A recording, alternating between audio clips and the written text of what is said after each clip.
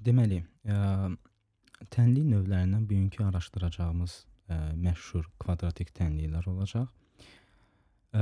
Gəlin başlayaq. Açırıq oxuma materialımızı və bir-bir araşdıraq. Əsas pointlər nədir? Punktları burada qeyd eləmişəm. Birinci araşdıracağımız kvadratik tənliklərin ümumi forması, sonra onların kökləri, sonra kvadratikləri faktor eləmək, sonra kvadratik tənliyə aid bilirsiniz köklərin tapılması üçün hazır formulalar var və o formulaları nədən çıxartmaq olar isbatın əzbərə bizdə heç nə olmayacaq həmişəki kimi. Və nəyə görə diskriminant, nəyə görə buna diskriminant deyirlər və nəyə görə buna ümumiyyətlə ad qoyublar, xüsusiyyəti nədir və nəyə görə bizə lazımdır. Gəlin bunları bir-bir araşdıraq. Deməli, quadratic equation. Açıram hal-hazırda Desmos qrafik kalkulyatoru. Başlayıram ən sadə kvadratik tənlikdən. Fx bərabərdir x kvadrat. Bu bizim hamımızın tanıdığı kvadratik tənlikdir, parabola. Və üstə gəlsin x. X də burada dəyişəndir. Ancaq ki, fikir verirsiniz, x-i toplamaq və yaxud da ki, çıxmaq bunu kvadratiklikdən çıxartmır. Yəni, parabola kateqoriyasından çıxartmır. Çünki tənliyin əsas qrafikini təyin edən ən yuxarı qüvvətdə olan dəyişəndir. Yəni, yuxarı qüvvətdə olan hissədir, belə deyim. Məsələn, sonra üstünə gələ bilərəm hansısa konstant, məsələn, tutaq ki, 3 və yaxud da ki, 1 və s. Deməli, burada nümunə verilib. Bu ümumidə kvadratik tənlikdir. 5x kvadrat üstə gəlsin 3x üstə gəlsin 3 bərabərdir 0. Bu 0-a bərabərdir. Birazdan danışaram. Bu hissəsi bildiyimiz kvadratik tənlikdir. Kvadratik nəyə görə deyirlər? Çünki əsas yuxarı qüvvə 2-dir. Və ümumi forması da standart forması. Ax kvadrat üstə gəlsin bx üstə gəlsin c-dir. Gəlin bunu bir-bir quraq. Məsələn, tutaq ki, mən hal-hazırda ax qururam və koefisiyenti mənfi elədikcə aşağı dönür, yuxarı elədikcə daha da sürətlə böyüyür və s. Amma bunu parabolikdən çıxarmır. Düzdür, A0 olsa düz xət olur. Bizdə üstə gəlsin x, bx kvadrat. Deməli, b-ni dəyişdikcə fikir verin, qrafik necə sürüşür sola və yaxud sağa. Bu templə. Üstə gəlsin c. Ümumi tənliyin də üstünə gəlir c koefisiyentin. Bu sadəcə parabolanı yuxarı edir, aşağı edir. Yəni, bir müxtəlif transformasiya növləri aldıq burada. Sıfıra bərabər olması nədir? Buradan hələ ki qalsın. Panel. Sıfıra bərabər olması nədir? Bizim tənliyimiz budur. Və bunun sıfıra bərabər olması o deməkdir ki, fx, yəni y-miz sıfıra bərabərdir. Yəni, o deməkdir ki, bu parabola y-də nə vaxt sıfıra bərabərdir? Burada olanda, yəni o x xəttində olanda. Yəni, o x xəttində olmağı nə deməkdir? Deməli, x-ilə toqquşan nöqtələri var. Bunları da biz kökü deyirik. Yəni, root. Burada qeyd elədiyim. Roots of quadratic equations. Məsələn, tutaq ki, mən c-ni 0 eləyirəm. Gəlin, bunları normallaşdırım. Default value'lar qoyum. 1. A da 1 olsun. Hal-hazırda bunun neçə dənə yerdə sıfıra bərabərdir bu tənliyimiz? Bu koefisiyentlərinin 2 dənə yerdə. 1, 2. 2 nöqtədə, məsələn, o x xətti ilə toqquşur və bu 2 nöqtədə də funksiyamız 0 olur. Belə. Başqa nəyə qeyd edərdim? Sadəcə bunu belə yazsam. Tutaq ki, bir dənə konkret nümunəvi. Məsələn, 2x kvadrat çıxılsın 3x üstə gəlsin 4. Bərabərdir 0-a. Gəlin, baxaq görək bu tənliyin həqiqətən də 0-a hələ bir x-lər tapa bilərik ki, 0-a bərabər 0 eləyir bu funksiyamız özü, yoxsa yox. Bu funksiyamız özü də fx deyirdik buna, funksiya verilən x-dən və yaxud da ki, ekvivalent olaraq y yazırdıq. Gəlin baxaq. Sırf qrafik hesablamıram hələ ki, 2x kvadrat bir şey mənə mane olur. Çıxılsın 3x üstə gəlsin 4. Acayip bir şey aldıq. Bu funksiyamız sıfıra, yəni burada sıfırda x xəttindən toqquşan yeri var? Yox. Kifayət qədər hündürdədir. O deməkdir ki, biz hələ bir x-lər tapa bilməliyik ki, bu funksiyamız həqiqətən də sıfır eləsin. Bu qədər sadə. Və yaxud çıxılsın 4 edeyim. Və yaxud da ki, çıxılsın 1. Belə. Hal-hazırda, məsələn, x, y xəttimiz, o y, yəni 0 eləyəndə, bu paraleldə biz 2 dənə fərqli x tapa bilirik ki, bu tənliyi həqiqətən də, bu, belə deyim, mənfi 0,28-i qoyanda təxminən və 1,78-i qoyanda x-in yerinə bu tənliyimizə, həqiqətən də bu bizdə 0-a bərabər olacaq. Məsələn, bu da bizim kvadratik tənliyimizdir. Buna topun uçan trayektoriyası kimi də baxa bilərik. O deməkdir ki, kvadratik paraboloidlə, əksə çevrilmiş paraboloidlə biz topun uçma trayektoriyasında tənliyini tapa bilərik. Müxtəlif nümunələr ola bilər. Standart form bu heç. 2x kvadrat bu da nümunələrdən biridir. Burada a koefisiyenti 2-dir, b koefisiyenti 5-dir, c koefisiyenti 3-dür. Bu da kvadratik tənliyidir. Deyə bilərsiniz ki, burada məsələn 3-cü koefisiyent hardadır? 3-cü koefisiyent 0 ola bilər. Üstə gəlsin 0 yaza bilərik sadəcə. Bu kvadratik tənlik deyil. Burada bizim x kvadratımız yoxdur. Bu artıq xətti tənliyimizdir. Məsələn, how play with it? Okay. Məsələn, x-lər mənfi 0,9 olanda, 1,7-də olanda, o deməkdir ki, bu funksiyamız, yəni bu parabola 0 olur. 2 dənə fərqli kökü də ola bilər, bir dənə də bir kökü də ola bilər. Məsələn, tutaq ki, 2x kvadrat məsələn, biz deyirik ki, buna bax 2-yə bərabərdir. X 0-a bərabər olanda, fikir verin, qrafik olaraq da görürük. X 0 olanda bu funksiya özü də, yəni funksiya da burada bu qrafikimizi çəkir, hələ 0 edir. 0 kvadrat edir 0, vurulsun 2, yəni də edir 0. Belə. Hidden quadratic equations. Məsələn, tutaq ki, tənlik bu formada verilə bilər. Bu açıq aydın kvadrat. Bu elə bir ki, gizli kvadratik tənlikdir.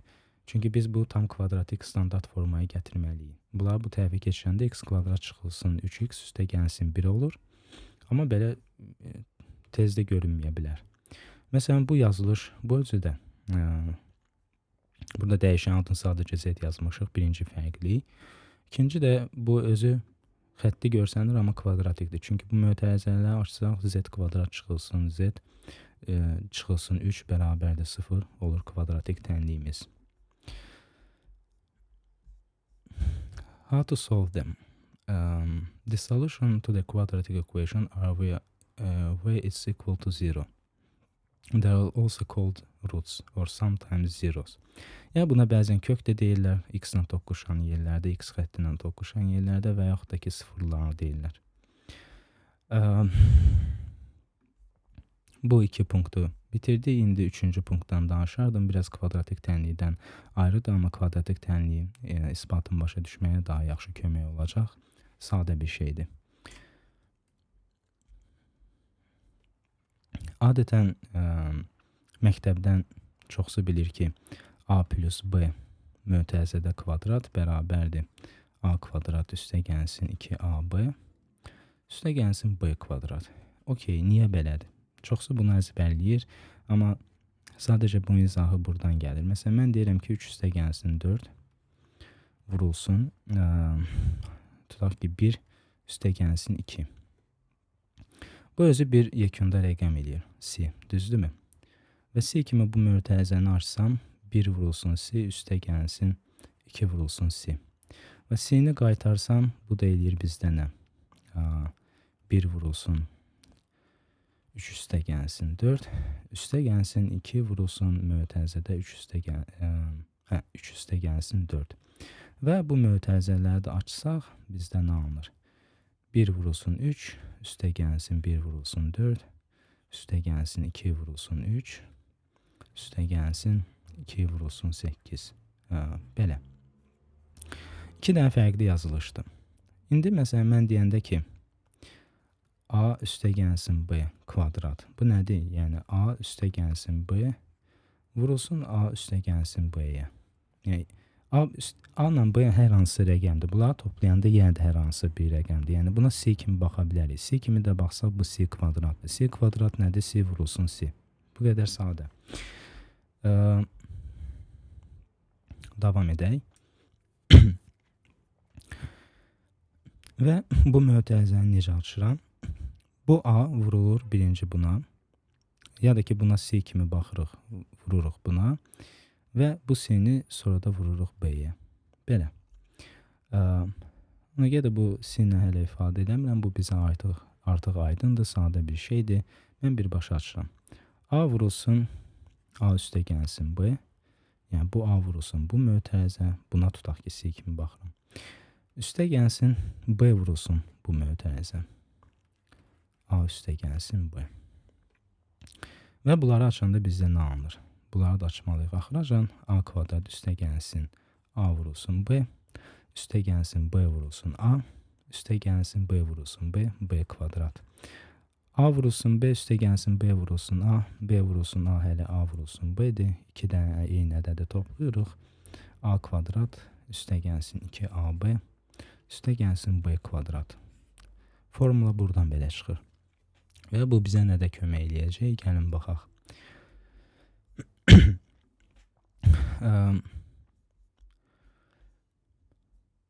Tutaq ki, biz belə bir kvadratik tənlik görürük. X kvadrat üstəgəlsin 3x çıxılsın 4. Amma biz hələ 2 dənə fərqli belə deyim, xətti tənlik tapa bilərik ki, onları bir-birinə vuranda elə bu kvadratik tənlik edir. Məsələn, x üstəgəlsin 4 vurulsun x çıxılsın 1. Və bu mötərizələri açanda fikir verin, gəlir axırda biz istədiyimiz kvadratik tənliyi verir. Ancaq bu çox da yaxşı yol deyil. Nəyə görə? Çünki belə halı veriləndə bu mötərizələri açıb yekun cavabı tapmaq daha asandır. Nəinki buna baxıb 2 dənə fərqli xətti tənliyi tapmaq ki, onlar bir-birinə vuranda bu eləyir, bu daha çətindir. Yəni reverse engineering. Burada reverse engineer eləmək daha çətindir. Forward engineering daha asandır. Ümumi faktorlar.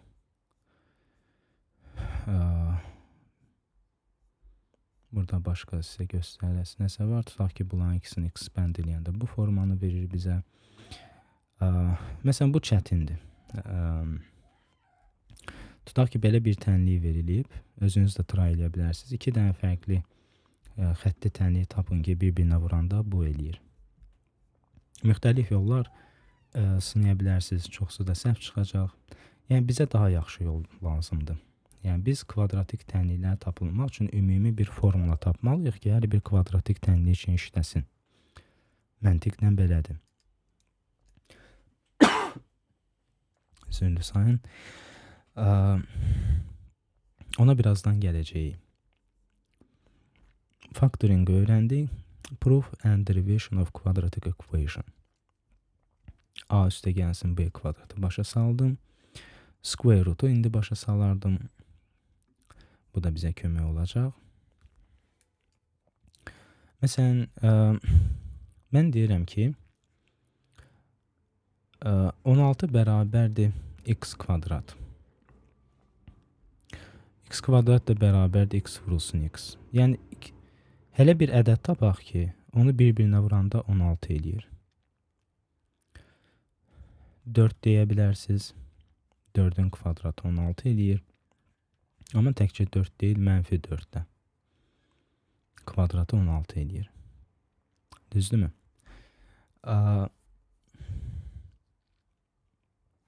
Ona görə də mən deyirəm ki, x kvadrat verilibsə, tutaq ki 16, x buradan kök 6, 16 eləyir.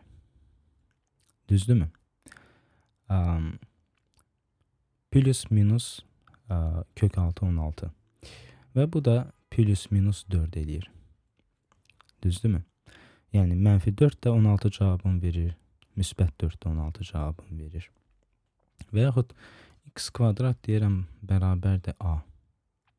Deməli x bərabərdir plus minus kök 6 a. Belə də baxa bilərik məsələyə.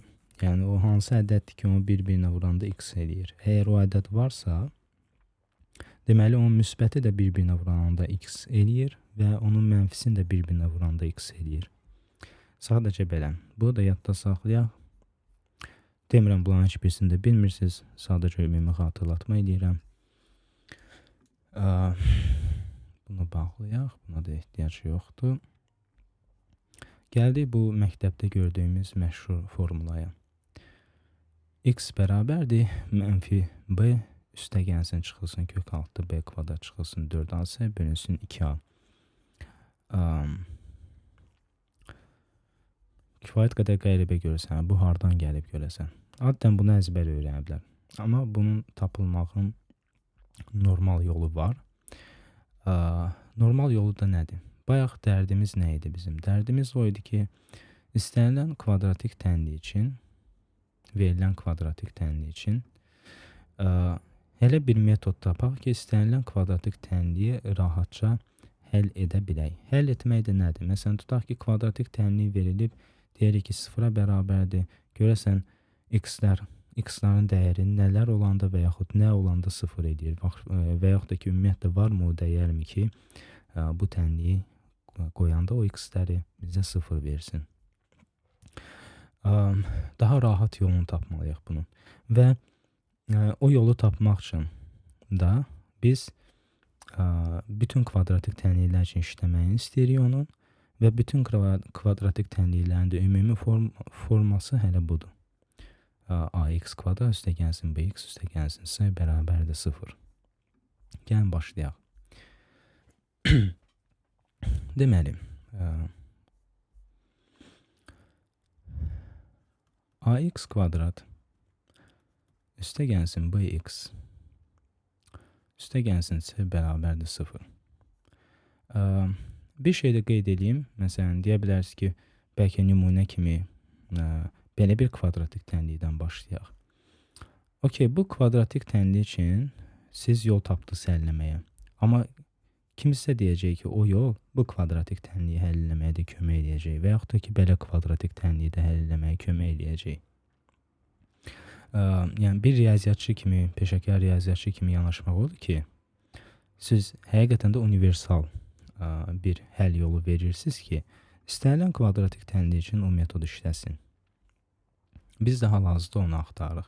Və istənilən kvadratik tənlik də bu formadadır. Ümumi yazılış forması budur. Deməli, burada məqsəd nədir? X-dən necə ifadə edə bilərik bunu? Məsələn, tutaq ki, mən deyirəm ki, 2x kvadrat bərabərdir 5. X buradan nəyə bərabərdir? X kvadrat bərabərdir. Və x də buradan bərabərdir. Kök 6, 5 bölünsün 2. X-dən ifadə edə bildik, bu rahat formasıdır. Amma burada x-i tapmaq kifayət qədər problemlidir. Deməli, birincisi mən nə edə bilərəm? Biraz sadələşdirmə aparıram. Hələ ki, qabağı bilmirəm. C-ni bu tərəfə atıram. Çıxılsın C. Mən bayaqki formuladan istifadə edəcəm. A üstəgəlsin B kvadrat. Mən bu formaya gətirmək istəyirəm bu tənliyi. Çünki buna baxanda intuisiya mənə deyir ki, buna biraz algebraik manipulyasiya eləsəm gətirə bilərəm. və ümumi tənliyi a-ya bölürəm. Bunu a-ya bölsəm x kvadrat qalır. Bura a-ya bölsəm b bölünsün a qalır. Vurulsun x. Çıxılsın c bölünsün a. Belə. Sonra nə edə bilərəm? Burada fikir verin, nə çatmır bizə bunu kvadrat a üstə gəlsin b kvadrat eləməyə. Buradakı a-lardan getmir. Məsələn, x üstə gəlsin nə? Bunun kvadratını açanda burada nə tamamlanmır ki, bu tənliyi bu formaya gətirək. Söhbət ondadır. Məsələn, burada 2ab olmalı idi, düzdürmü? Çünki bunu açanda yadınızdadsa formula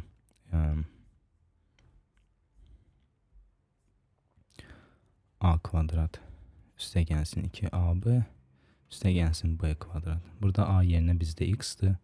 Deməli, x kvadrat olur burada. Buranı biz tapmalıyıq ki, onu açanda bizim bu tənliyi versin. Nə edə bilərik? 2ab etsə, burada ab və x var, düzdürmü? Burada 2ab olmalıdır, amma 2 hal-hazırda burada yoxdur bizdə. Ona görə də mən şübhələnirəm ki, burada x üstə gəlsin, b bölünsün 2a olar. Çünki bunu mən açanda x kvadrat üstə gəlsin 2ab, burada a budur, b də budur bizdə. Düzdürmü? İndi ab çaşdıra bilərsiniz buradakilərlə. Bura z, y də qoya bilərsiniz. Nə bilim, m üstə gəlsin n, mötərizədə kvadrat da qoya bilərsiniz, nə istəsəniz. X kvadrat üstə gəlsin 2ab, 2 vurulsun x vurulsun, bu da bizdə b bölünsün 2a idi, düzdürmü? 2 ilə 2 burada ixtisar olur. Burada demək x kvadrat üstə gəlsin qalır nə? B bölünsün a vurulsun x və bu da kvadrata qaldırsaq b kvadrat bölünsün 4a kvadrat edir. Düzdürmü? Deməli bizim tənlikdə bir dənə bu hissəsi çatmır. Gəlin o hissəsini də əlavə edək. X kvadrat üstə gəlsin b bölünsün ax üstə gəlsin b kvadrat bölünsün 4 a kvadrat bərabərdir a c bölünsün a və üstə gəlsin b kvadrat 4a kvadrat. Əlbəttə ki, bunu göydən gələ bilmərəm. Mən bu tərəfinə də əlavə eləməliyəm. Çünki bu tərəfə keçəndə çıxılanda onsuz da 0 olacaq. Yəni bu ümumiyyətlə bərabərlikdə necə bir şeydir? Əgər 5 5-ə bərabərsə, mən deyirəm ki, 5 üstə gəlsin 9 bərabərdir 5 üstə gəlsin 9. 5 də buradan bərabərdir 5 üstə gəlsin 9, çıxılsın buradakı 9. Bu da 0 edir. Yəni bərabərliyi pozmuruq. Burada da həmçinin. Bura mən göydən b kvadrat bölünsün 4a kvadrat gələ bilirəm.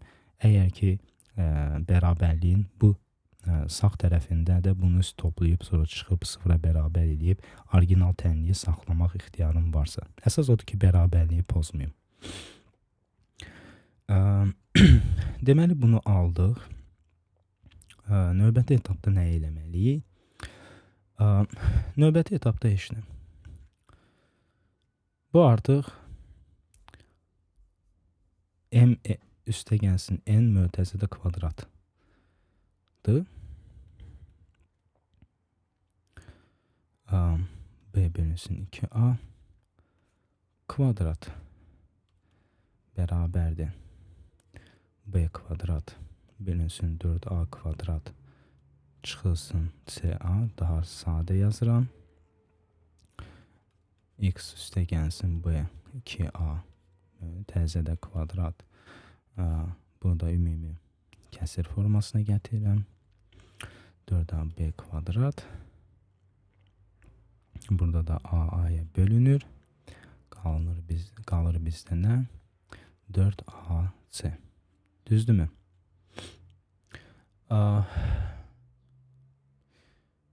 Bura biraz ləkələndi. Okey. Bunu burada artaq ki daha rahat davam edək. X üstə gəlsin B2 B bölünsün 2A kvadrat bərabərdir B kvadrat çıxılsın 4AC bölünsün 4A kvadrat. Düzdürmü? İndi burada nə qalır? Mən kvadratı bura çevirsəm bu kök 6 edir. Deməli, x üstə gəlsin B bölünsün 2A bərabərdir. Bu bizdə kök 6 eləyəcək. B kvadrat çıxılsın 4AC kök 6. Bu da kök 6 4AC A kvadrat. Bu da nə eləyir bizdə? Bu kvadratı tam çıxar 2A eləyir. Çünki 2A-nı bir-birinə vursaq 4A kvadrat eləyir. Və yuxarıda bizdə nə qaldı? Bu. Bu da bizdə bu dediyim nədir?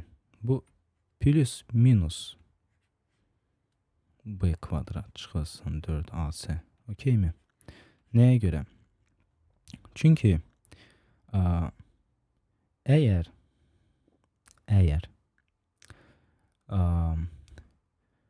bunun kvadratı bu eləyirsə, o deməkdir ki, bir dənə bu ümumi bir ədəd eləyir. Tutaq ki, hər hansı bir t ədəd eləyir. Düzdürmü? Bu da biraz daha ümumi eləyirəm. Z dəyişəni deyirəm.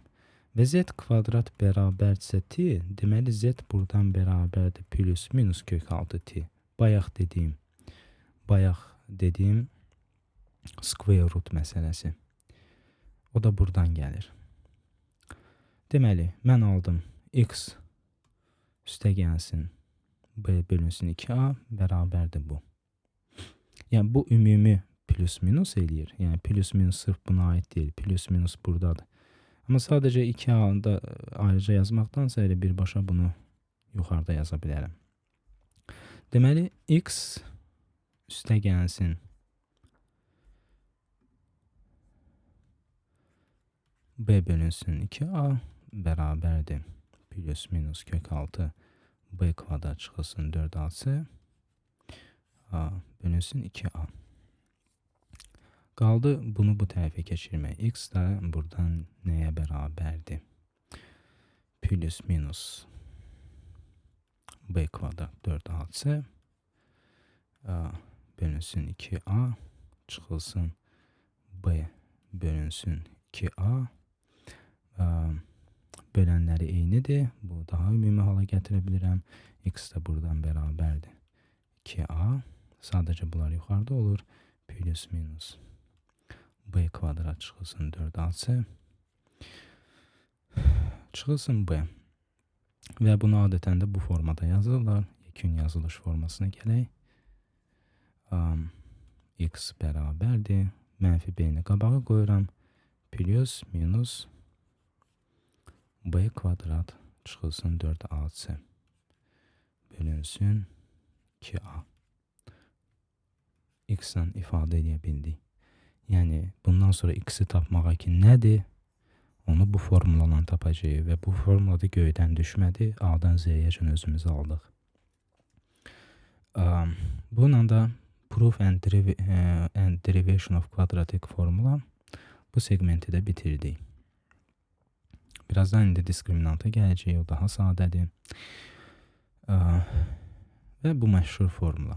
Bunu hal-hazırda özümüz isbat elədik ki, nəyə görə belədir. Və nəyə görə cooldur? Çünki bizə istənilən, məsələn, ümumi formulası verəndə istənilən kvadrat tənliyi veriləndə fərqi yoxdur, hansı formada olursa olsun. Sadəcə buradakı koefisiyentləri düzgün götürüb bu formulamıza qoymaqla biz deyə biləcəyik ki, x nədir? Düzdürmü? Məsələn, burada 1, A 1-dir, Z mənfi 1-dir, C isə mənfi 3-dür. A, B, C yerinə onları qoysaq, qalan şey avtomatik hesablanır və baxa bilirik ki, x görəsən bizdən nəyə bərabərdir? Okey. Burada plus minus hissəsi var. O dedim necə gəldi. Plus minus bu square root kök 6-dan gəldi. Onu da izah elədim nəyə görə gəlməli idi o. Və 2 dənə ayrı yaza bilərik. X buna da bərabər ola bilər. X buna da bərabər ola bilər. Ən vacib nöqtə burada budur. Nəyə görə vacib nöqtədir? Çünki X başqa dəyərdə də düz ola bilər. İkinci dəyərdə də düz ola bilər. Məsələn, tutaq ki, bizə hər hansı kvadratik tənlik verilib. Və bunun neçə dənə həlli var, neçə dənə kökü var və yaxud da ki, neçə dənə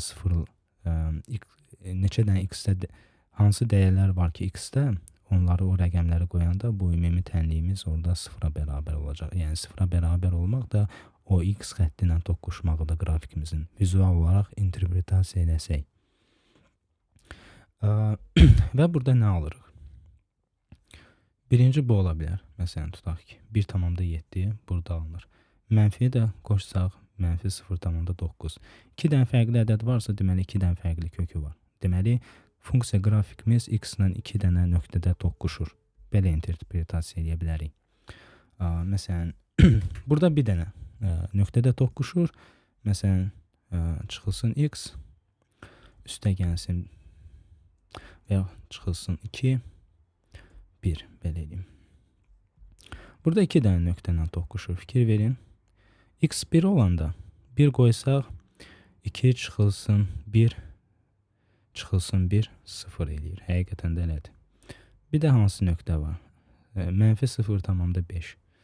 Yəni x-in yerinə 1 bölünsün 2 də qoysaq, yenə də funksiyamız, fx-imiz burada 0-a bərabər olacaq. Və qrafik olaraq da sadəcə bizim kvadratik tənliyimizin qrafiki x ilə 2 dənə fərqli nöqtədə toqquşacaq. Məsələn, tutaq ki, üstə gəlsin 0,4 çoxdur, 0,1, 2 olsun. Məsələn, tutaq ki, bu sinə elə seçə bilərik ki, qrafikimiz ancaq bir nöqtədə toqquşsun. Düzdür, burada elə tam bir nöqtədə toqquşmur, bu biraz daha dəqiq seçməliyəm. 2, 3, məsələn 4, 5 ola bilər, 5. Məsələn, tutaq ki, C bizdə bu ədəd eləyəndə ümumi funksiyamız bir dənə nöqtədə toqquşur. Deməli, x-in bir həlli var burada. 2 dənə fərqli kökü yoxdur. Cəmi bir dənə kökü var. Belə. Okey. Bəlkə də heç kökü yoxdur. Məsələn, tutaq ki, mən 2 qoyuram. Fikir verirsiniz, qrafik buradadır, x-lə heç bir xəttdə toqquşmur. O demək ki, biz hələ x tapa bilməliyik ki, bu funksiyanın əvəzinə qoyanda, kvadratik tənliyin əvəzinə qoyanda, biz bu x 0 eləsin. Çünki ümumiyyətlə qrafikdən bilirik ki, biz burada hələ bir x tapa bilmirik. Yəni, fikir verin, x nə seçilsə seçin, funksiyamız x-lə toqquşmur heç yerdə. Deməli, bunun zero solution yoxdur. Bu 0-a bərabərdirsə, hələ bir x tapa bilməz ki, bu qoyanda 0-a bərabər olsun funksiyamız. Bunun həlli yoxdur məsələn. Diskriminant. İndi orada gələcəm, kompleks həllər deyirlər. Bu halda kompleks həll nə deməkdir? Diskriminant nədir? Məsələn, b kvadrat çıxılsın 4ac, bizim formulamızda bu hissə var.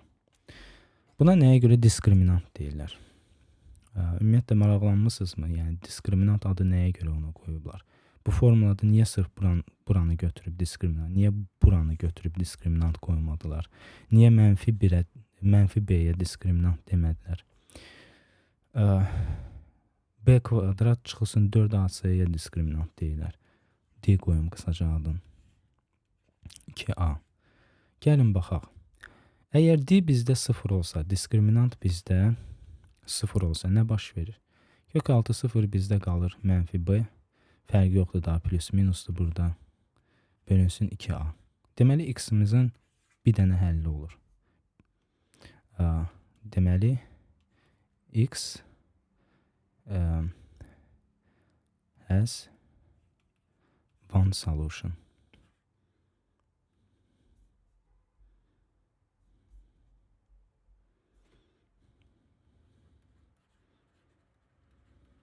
one solution.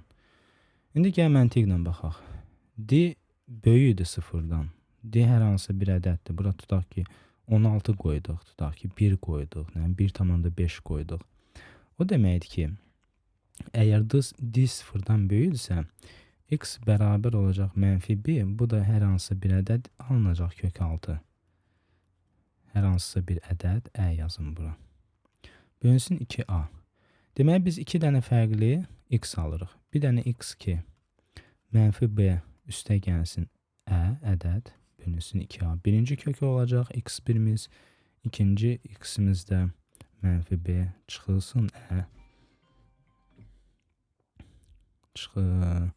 çıxılsın bərabər olacaq 2a. D sıfırdan böyük olanda. D sıfırdan kiçik olanda nə baş verir? D sıfırdan kiçik olanda biz kök 6 mənfi ədəd alırıq. Kök 6 tutaq ki -4. Bu da adi bildiyimiz riyaziyyatda mümkün deyil. Nəyə görə? Çünki biz 2 dənə eyni ədəd tapa bilmərik ki, bir-birinə vuranda mənfi eləsin kök 6. Mümkün deyil. Məsələn, -4. Məsələn, tutaq ki, götürdünüz -2. Vurulsun -2'yə, bu müsbət 4 eləyir. Yəni, bu mümkün deyil. Ona görə də D sıfırdan kiçik olanda, ümumiyyətlə, o deməkdir ki, x heç nəyə bərabər deyil. O deməkdir ki, bizim kvadratik tənliyimizin burada gördüyümüz kimi həqiqətən də kökü yoxdur. O da qrafik interpretasiya eləsə, deyirik ki, parabolamız ümumiyyətlə x-lə heç bir nöqtədə toqquşmur. Algebraik olaraq belə tapırıq, qrafik olaraq da görürük ki, niyə elədir. Ancaq, biraz tələsməyim. Ona görə də bu hissəsinə diskriminant deyirlər. Yəni, burada artıq diskriminantla discriminate, məsələn, parçalamaq, ayırmaq. Burada D-nin sıfıra bərabər olmağından, sıfırdan böyük olmağından, sıfırdan kiçik olmağından asılı olaraq biz bilə bilərik ki, x-imizin bir dənə həlli var, 2 dənə həlli var və yaxud da ki, ümumiyyətlə həlli yoxdur. Ona görə buna diskriminant deyirlər. Sırf diskriminant da sırf bu hissəsinə görə. Amma bizdə kompleks həllər ola bilər. Məsələn, biz deyirik ki, kök 6 -1 mümkün deyil. Bildiyimiz riyaziyyatda. Amma biz buna kompleks ədədlərlə imaginary number, uydurulmuş rəqəmlər deyirlər ona. Əgər eşitmişsə kompleks ədədlər. Mənfi kök 1'i ay kimi deyirik. Məsələn, mənfi kök 4 nəyə bərabərdir? 4 vurulsun -1. Kök 6, bu da kök 4 vurulsun kök -1. Kök 4'dən artıq 2 çıxır, çünki 2'ni 2'yə vuranda 4 eləyir. Amma -4 eləyə bilməzdi. Burada 2 və bu da onsuz da mümkün deyil. Imaginary number deyirik. Ona görə də 2 ay. 2 vurulsun kompleks ədədimiz. Belə. Ona görə də bəzən deyirlər ki, D sıfırdan kiçik olanda x-in real ədədlərdə həlli yoxdur, amma kompleks ədədlərdə, uydurulmuş ədədlərdə 2 dənə fərqli kökü var. When it's negative, we get a pair of complex solution. Yəni, kompleks, yəni baxaq.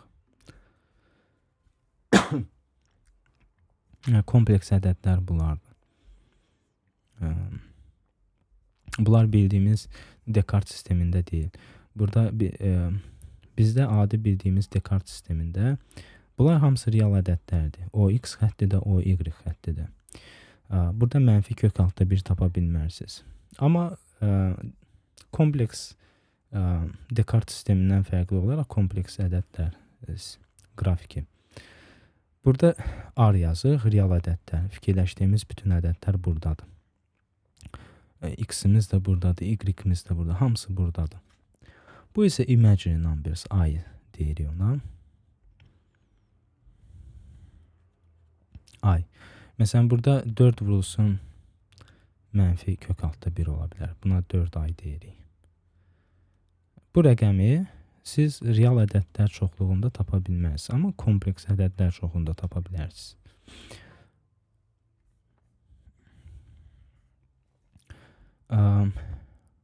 Məsələn, tutaq ki, bu gözəl nümunədir. 5x kvadrat üstəgəlsin 6x üstəgəlsin 1 formulanı tapırıq. Görürük ki, -6 plus minus kök altda 16 edir. Bu da -6 plus minus 4 bölünsün 10 edir. İkisini də hesablayırıq. Biri -0,2 edir, biri də -1 edir. Və qrafik interpretasiyasına baxsaq, görürük ki, həqiqətən də bu funksiyanın parabolu budur. Və bu da x ilə 2 dənə nöqtədə toqquşur. Və hansı nöqtələrdir? Onlar da bu nöqtələrdir.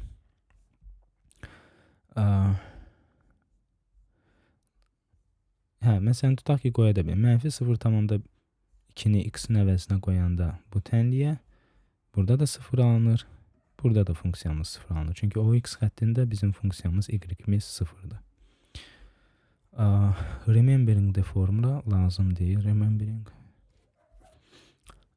Lazım onda özümüz tapmağı bacarmalıyıq. Okey. Bu da kompleks ədədlərdir. Tutaq ki, belə tənlik verilibsə, biz fikir verin kök altda -16 olur. Bu da mümkün deyil real ədədlərdə. Ona görə də kök altda -16-nı 4ay kimi yazırıq. Ay kök altda -1-dir və bunu imaginary number deyirik. Ona görə də burada fikir verirsiniz tapa bilməsək də, amma kompleks ədədlər sistemində onun həlli var. Uydurulmuş, mümkünsüz rəqəmi uydurulmuş kompleks ədədlər çoxluğunda desək ki var, orada uydurulmuş dünyada mümkündür. Deyə bilərsiniz ki, nəyə görə belə konsept gətiriblər? Vaxtıkən bunun debatları çox gedib riyaziyyatçılar arasında, amma sonradan yenə də bu da öz faydasını tapıb. Riyaziyyatda mümkünsüz bir şey yoxdur. Okey.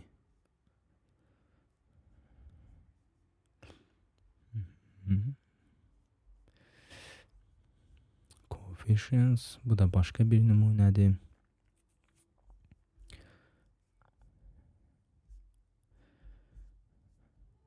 Qaçırdığım bir şey varmı? Baxın. Diskriminantı başa saldım. Kompleks solutionları başa saldım. Hardan çıxır forma başa saldım. Kvadratik tənlik özünü necə aparır, nəyə deyilir, kökləri necə tapırıq, ümumi forması nədir? Bunların hamısını başa saldım. Bu qədər.